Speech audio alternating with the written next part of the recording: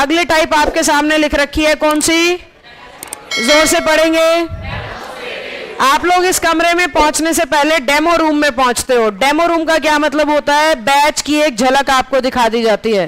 Demonstrate का मतलब भी यही होता है, किसी चीज की झलक आपको दिखा दी जाती है, किसी चीज की तरफ इशारा करते हुए उसके बारे में बताया जाता है, तो उसी को कहते हैं डेमोन्स्ट्रेट करना। हिंदी में कहते हो संकेतवाचक सर्वनाम। जैसे मुझे कहना है दिस इज एन एसी, तो मैंने क्या यूज करा? दिस, क्योंकि मैं इस एसी की तरफ क्या करना चाहती हूं? इशारा करना चाहती हूं। तो जब भी हम किसी चीज को पॉइंट आउट करते हैं, उसकी तरफ इशारा करते हुए उसी के बारे में कुछ कहना चाहते हैं, तो हर उस जगह पे डेमोन्स्ट्रेटिव प्रोनाउन का इस्तेमाल होता है। और पूरी इंग्लिश में ये बेसिकली प्रोनाउन के तौर पे 4 शब्द होते हैं। प्रोनाउन के तौर पे कितने हैं ये? 4। सच और सेम ज्यादातर बार एडजेक्टिव बनते हैं। तो प्रोनाउन के तौर पे हमें याद रखना है दिस, दैट, दीज, दोज। कोई आपसे पूछे डेमोन्स्ट्रेटिव प्रोनाउन क्या है, तो आप कहेंगे किसी भी चीज को पॉइंट आउट करने के लिए जिनका इस्तेमाल होता है वो डेमोन्स्ट्रेटिव प्रोनाउन है। फिर आपसे पूछा जाए डेमोन्स्ट्रेटिव प्रोनाउन कितने हैं, तो आपका जवाब होगा प्रोनाउन 4 है, दिस, दैट, दीज और। अब ध्यान से बोर्ड पे देखना, दिस और दैट सिंगुलर सब्जेक्ट के लिए आते हैं, दीज और दोज प्लूरल सब्जेक्ट के लिए आते हैं। दिस और दैट सिर्फ वहां लगाओगे जहां सब्जेक्ट एक है। मैंने इस एसी की बात करनी थी तो मैंने कहा दिस इज एन एसी। मैं इन सब की बात करूंगी तो दीज आर हो जाएगा, दिस नहीं आएगा, फिर क्या हो जाएगा? दीज। मैं इस पेन की बात कर रही हूं, दिस इज बोलूंगी। मेरे हाथ में 6 पेन होते तो क्या कहती? दीज आर बोलती। यानी जहां आपका सब्जेक्ट सिंगुलर है दिस दैट, जहां प्लूरल है दीज और।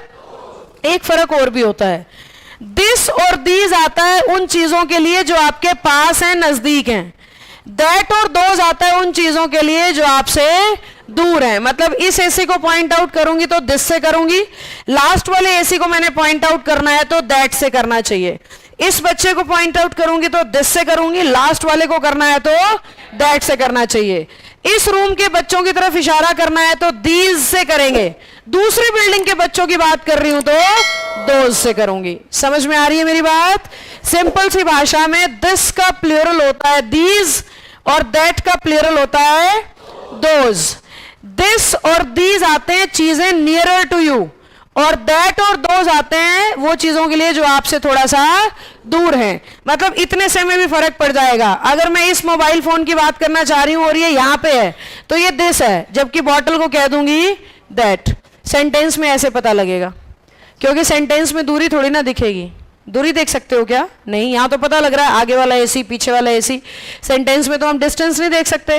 तो सेंटेंस में हमें वो 2 चीजों के नाम लिख के देगा, जो पहले वाली होगी वो दिस और जो बाद वाली होगी वो दैट। भले ही हमें वो करीब दिख रही हो। जो पहले वाला होगा ना सेंटेंस में, उसने लिख दिया पेन और पेंसिल, तो पेन के लिए दिस और पेंसिल के लिए दैट। जो उसने पहले लिखा वो दिस हो जाएगा और जो उसने बाद लिखा वो दैट हो जाएगा।